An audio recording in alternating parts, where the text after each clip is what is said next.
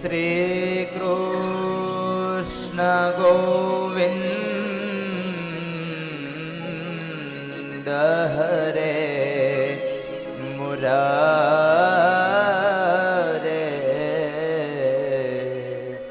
હે નાથ નારાયણ વાસુદેવ. જીહવે પીબસ્વ મૃત મેં તદેવ,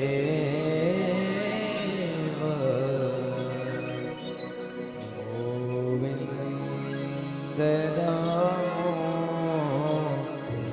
ધર્માદવેતી.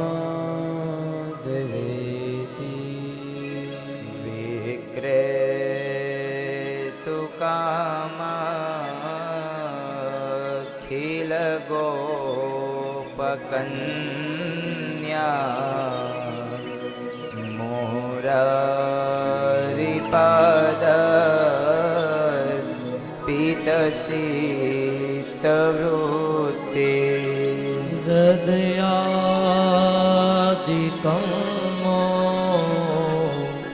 ભવસાદ ઓચ, ગોવિંદ દામો ધર્માદવે. ગૃહે ગૃહે પવધૂ કદંબા,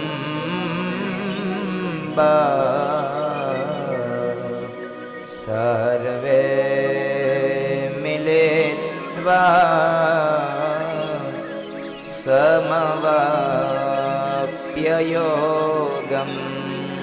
પુણ્યાનિ નામા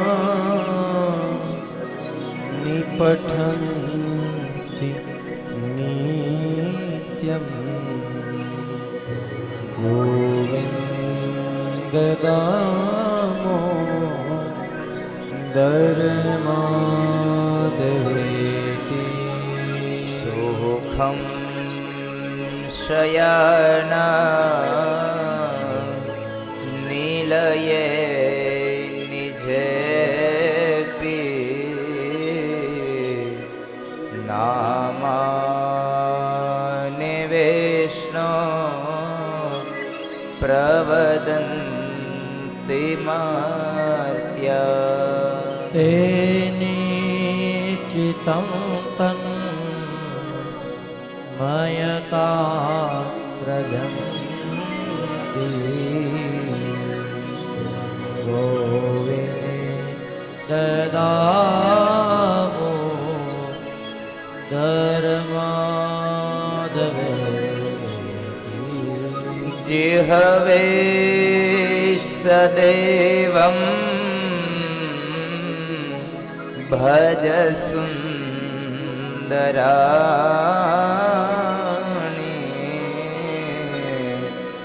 નામાનિ કૃષ્ણસ્ય મનોહરાણી.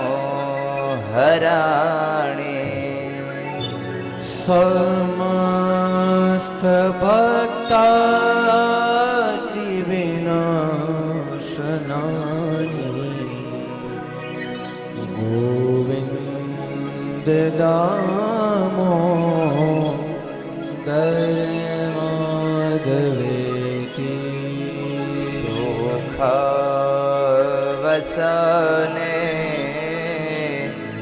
ઇદમેવ સારમ, દુઃખવસને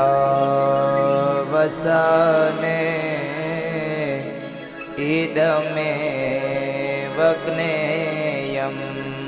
દેહાવસાને ઇદમેવ જાવ્યમ,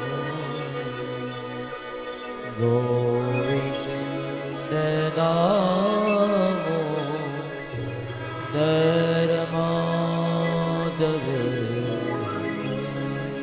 શ્રી કૃષ્ણ રાધા વર ગોકુલેશ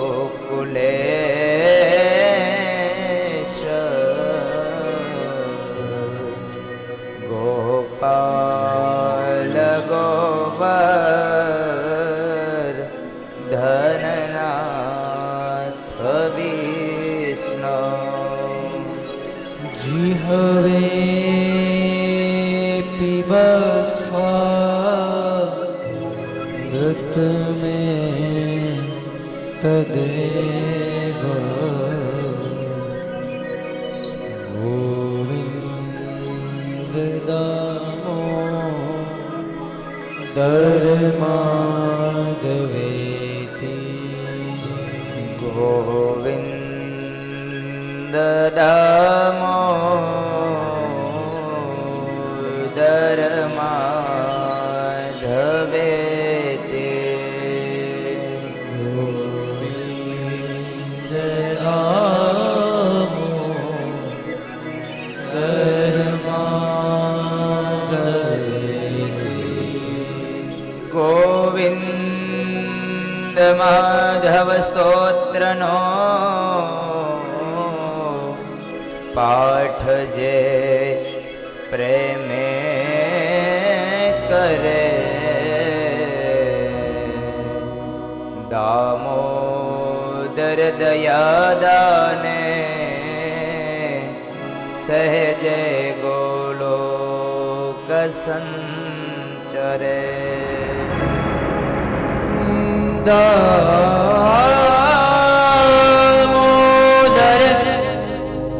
દયાદાને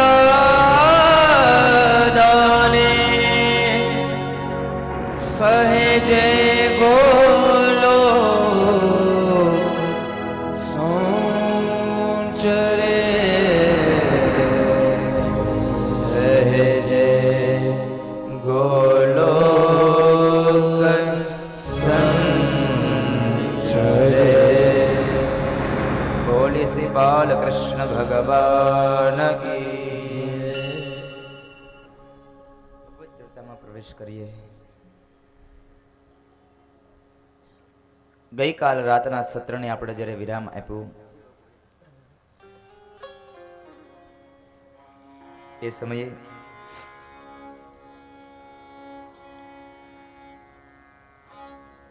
ભગવાન ગિરિરાજ ગોવર્ધનનાથની પૂજા કરી. ગિરિરાજની પૂજાને લઈ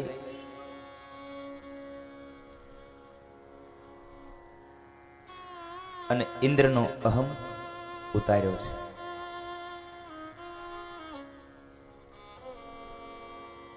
ભગવાનના શરણે આવી અને ઇન્દ્રએ માફી માંગી છે.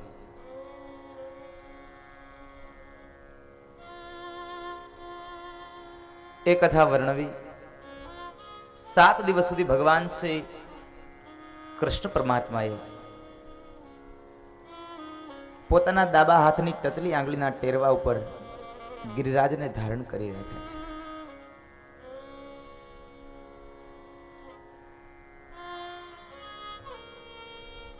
થોડો સમય વ્યતીત થયો, પસાર થયો.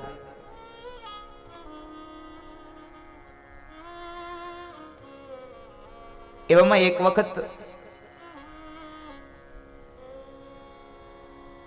ભગવાનને જે રાસલીલા કરવી છે, ભગવાન એક પછી એક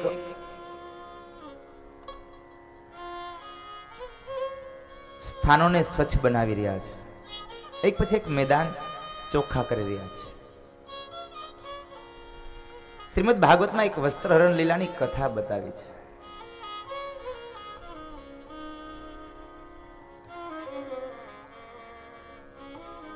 એ વસ્ત્રહરણ લીલાની કથા ભગવાન શ્રી કૃષ્ણએ કોઈ ગોપીના વસ્ત્ર નથી લીધા.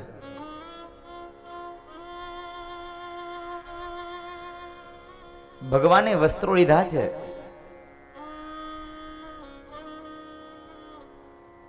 પણ એની વાસનાના વસ્ત્રો. ઈશ્વર કહે છે કે જ્યાં સુધી સ્ત્રી અને પુરુષનું જ્ઞાન છે ને એ માણસ મારા રાસમાં નહીં પહોંચી શકે.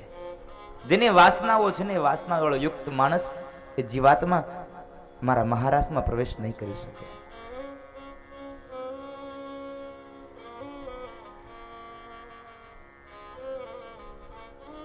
એ ગોપીઓની સાથે રાસલીલા રમવી એટલે ભગવાને જ્યારે એ ગોપીઓ નિર્વસ્ત્ર થઈને જળમાં સ્નાન કરે છે ત્યારે ભગવાને એના વસ્ત્રો લઈ લીધા અને કદમના ઝાડ ઉપર ચડી અને બેઠા છે. ગોપીઓને ખબર પડી કે કનૈયો અમારા વસ્ત્રને હરણ કરી ગયો છે.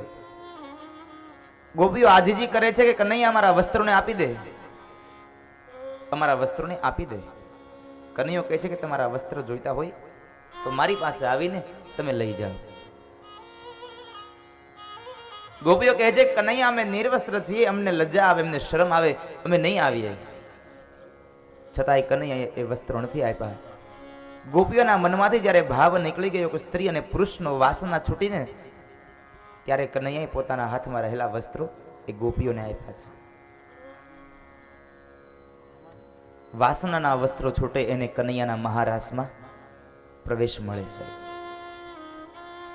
નહીં તો આપણે કેટલા લોકો અહીંયા કથા મંડપમાં બેઠા બધા નાચી શકીએ છીએ? નથી નાચી શકતા. શરમ આવે આપણને. નહીં કોક આપણી પર હસશે તો. હા, દીકરાના કે દીકરાના લગ્ન થતા હોય અને પારકે પાદર જઈ અને ત્યાં નાચીએ એમાં કોઈને શરમ ના હોય. હરિના દરબારમાં નાચવું પડે ત્યાં બધાને શરમ આવે છે.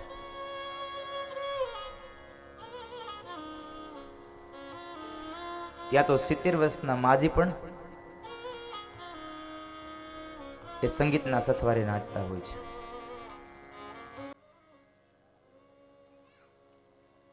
ત્યાં નાચશો ને એ સમાજ નોંધ લેશે.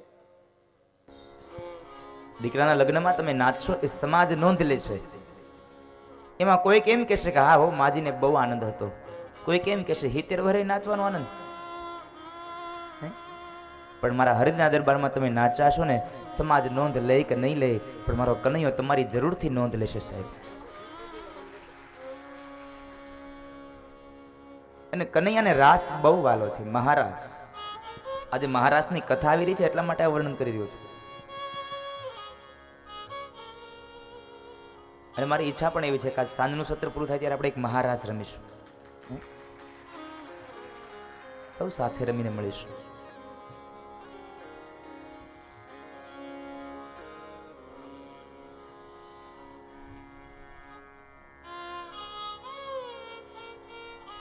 કાલ સાંજની આરતીને જોઈને એવો અદ્ભુત લાવો મળ્યો છે. તમે લોકો તો સામે ઉભા હતા એટલે તમને બધાને થોડા અંશે એ લાભો.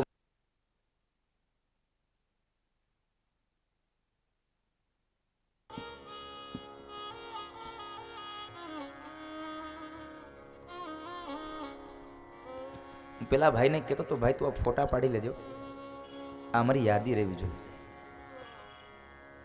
એ મહાઆરતી બધાના હાથમાં કેવા દીવડાઓ પ્રગટ થતા સાહેબ. હાથની અંદર એ ઈશ્વરની આરતીને ઉતારવાનો દીવડો હતો અને હૃદયમાં પ્રેમરૂપી દીપક બધાયમાં પ્રગટી ચૂક્યો હતો સાહેબ.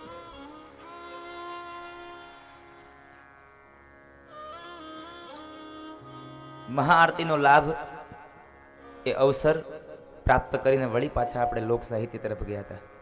શું બધાએ આનંદ કર્યો.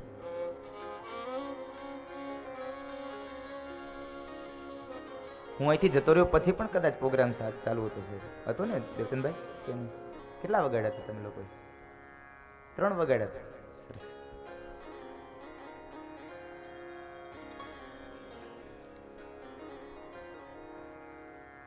બેસવાનું મન ઘણું થાય મને, પણ આખો દિવસ અહીંયા બેસીને થાકી ગયા હોય.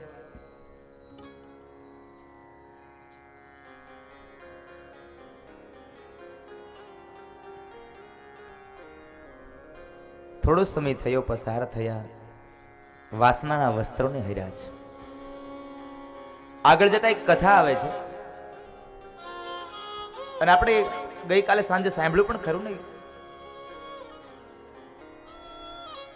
કે ક્યાં તારો આ કાળિયો ને ક્યાં મારી રાધા? કનૈયો કાળો છે, રાધાજી ગોરા છે.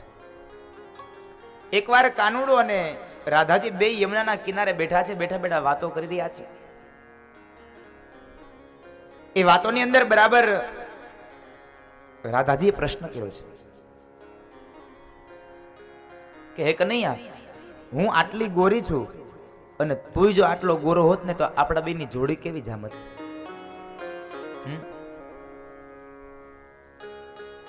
હું આટલી ગોરી છું, તું પણ જો આટલો ગોરો હોત ને તો આપણા બેની જોડ કેવી જામત? કનૈયો કે એક વાત કહું રાધા, ખોટું ના લગાડીશ. તું આટલી રૂપાળી છે, હું કાળો છું ને એટલે સારું છે. જો હું તારી જેટલો રૂપાળો હોત ને તો તારી સામે કોઈ જોવત પણ નહીં.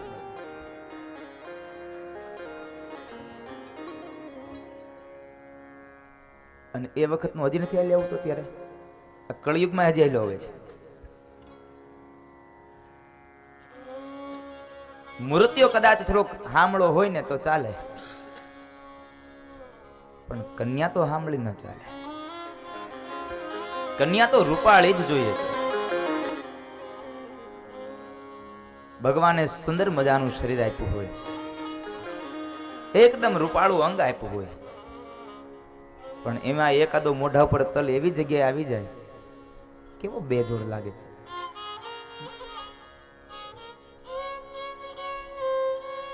ગોરા બદન ઉપર તલ જો હોય કાળો તો એ બેજોડ છે.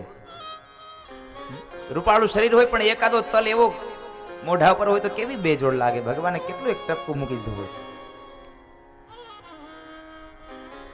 શરીર કાળું હોય અને રૂપાળો એકાદો સફેદ તલ હોય તો કવિ એમ લખે છે કે કાળા બદન પર તલ જો ગોરો તો એ કોઢ છે, એને કોઢ કહીએ આપણે.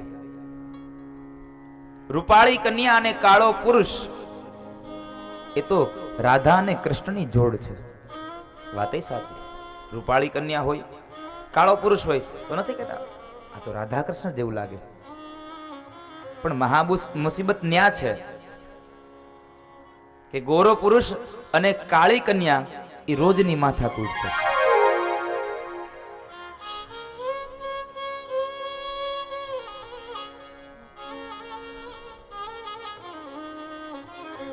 રાધા અને કૃષ્ણદેવ વાતો કર્યા છે. કનૈયો કહે છે કે રાધા, તો હું ગોરો નથી ને રૂપાળો નથી ને, એ સારું છે કે તને બધા બોલાવે છે, નહીં તો તારી સામું પણ કોઈ ન જોવે.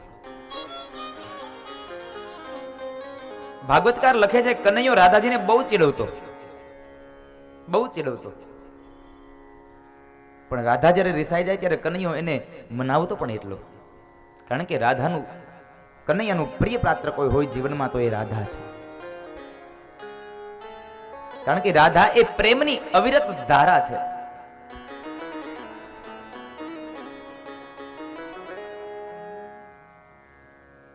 ધીમે ધીમે ધીમે ધીમે સમય પસાર થતો જાય. ભગવાને તમામ મેદાનને ચોખ્ખા કર્યા છે, તમામ સ્થળોને ચોખ્ખા કર્યા છે, સ્વચ્છ બનાવ્યા છે. કારણ મહારાસ રચવો છે. રાસ એ પંચાધ્યાયી છે.